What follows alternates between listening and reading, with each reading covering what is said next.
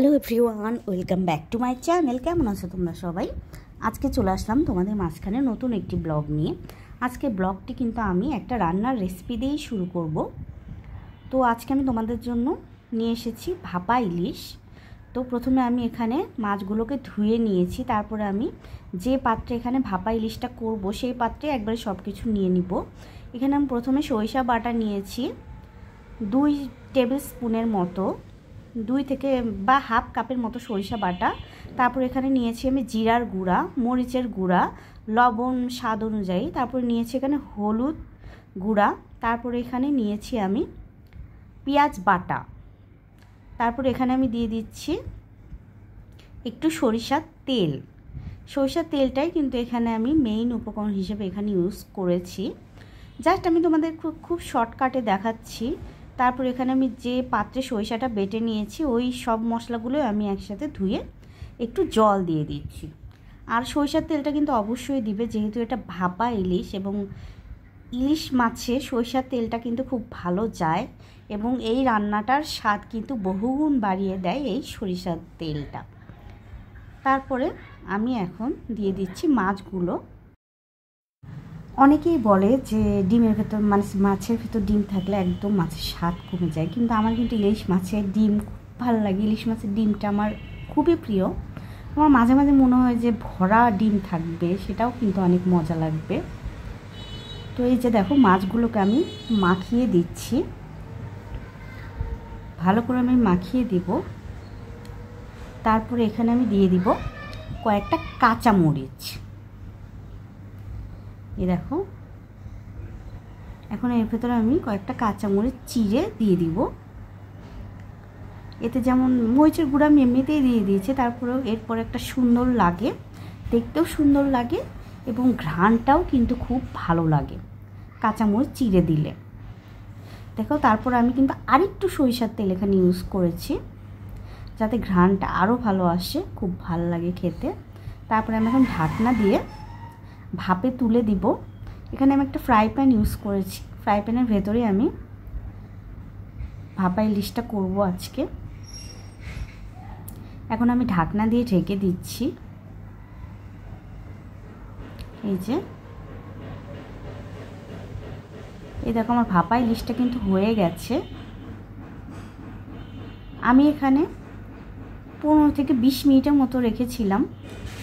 প্রথমে আমি একটু মিডিয়াম ফ্লেমে দিয়ে পরে একটু হালকা করে আস্তে দিয়েছি, যেহেতু জলের ভাপে এটা হয়ে যায়। এই দেখো, আমার সরিষা ইলিশটা কিন্তু একদমই রেডি হয়ে গেছে। তোমরা জানিও কেমন লাগলো তোমাদের কাছে।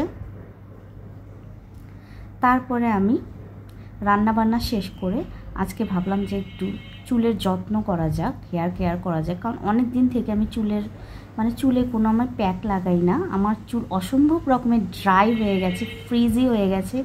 এমনি তো আমার চুল প্রচণ্ড রকমের ড্রাই এবং ফ্রিজি।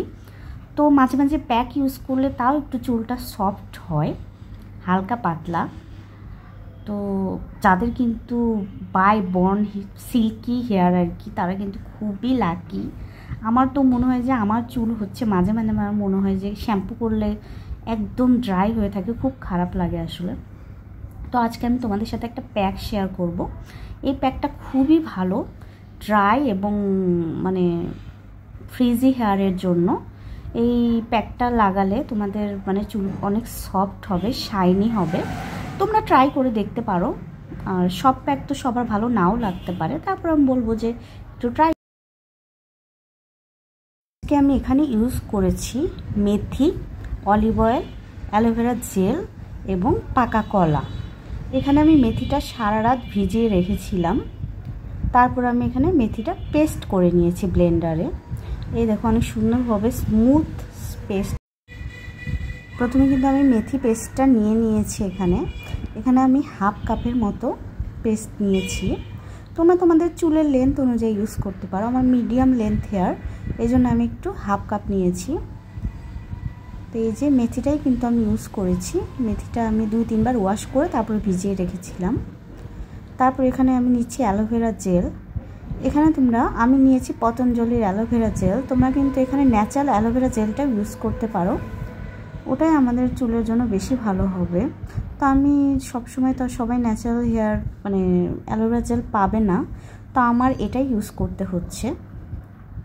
তারপর এখানে নিচ্ছি আমি অলিভ অয়েল, যেটা আমাদের চুলকে করবে শাইনি এবং সিল্কি।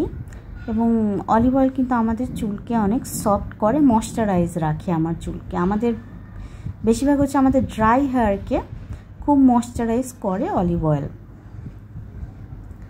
তারপরে অ্যালোভেরা জেল। অ্যালোভেরা জেলটা আমাদের চুলকে অনেক ময়শ্চারাইজ রাখে, আমাদের চুলের আগা ফাটা প্রতিরোধ করে, আমাদের চুলটাকে অনেক সফট করে, শাইনি করে। এই যে আমি ইনগ্রিডিয়েন্টগুলো আজকে নিয়েছি সবগুলোর ক্যারেক্টারই কিন্তু সেম প্রায়, কারণ এগুলো সবগুলোই কিন্তু আমাদের চুলকে ময়শ্চারাইজ করে, সফট এবং সিল্কি করে। অলিভ অয়েলটা কিন্তু 2 থেকে 3 স্পুনের মতো এখানে আমি ইউজ করছি। তোমরা পরিমাণ মতো যেটুকু প্যাক বানাতে আমাদের লাগবে সেইটুকু ইউজ করবে। অলিভ অয়েল কিন্তু আমাদের চুলের আগা ফাটা প্রতিরোধ করে, আমাদের চুলকে সফট করে। তারপর এখানে আমি ইউজ করছি পাকা কলা। কলাটা আমাদের নতুন চুল গজাতে সাহায্য করে, তারপরে আমাদের চুলের যে ফ্রিজি ভাব আছে এটাকে কমায়, সফট করে এবং আমাদের চুল অনেক শাইনি হয়। তারপর এখানে আমি দিয়েছি অ্যালোভেরা জেল 2 টেবিল স্পুনের মতো।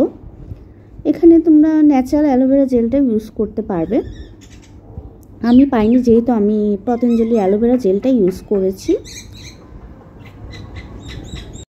আর পাকা কলা তো আমাদের চুলের জন্য খুবই ভালো, যে নতুন চুল গজাতে আমাদের সাহায্য করে। তো এখানে আমি কলাটা নিয়ে নিব। আর যে মেথির তো অনেক গুণ আছে। মেথি ভিজানো জল সেটা হচ্ছে আমাদের নতুন চুল গজাতে সাহায্য করে, ওটা খুব ভালো হেয়ার টোনার হিসেবে কাজ করে। তারপরে হচ্ছে মেথি আমাদের চুলকে সফট এবং শাইনি করে, চুলের আগা ফাটা প্রতিরোধ করে এবং চুল অনেক মজবুত রাখে। তো এগুলো দিয়ে আমি আজকে আমার হেয়ার প্যাকটা বানালাম। এটা আমি কিন্তু ব্লেন্ডারে পেস্ট করে নিয়েছি, হাত দিয়ে বানালে কিন্তু এত স্মুথ পেস্ট হবে না।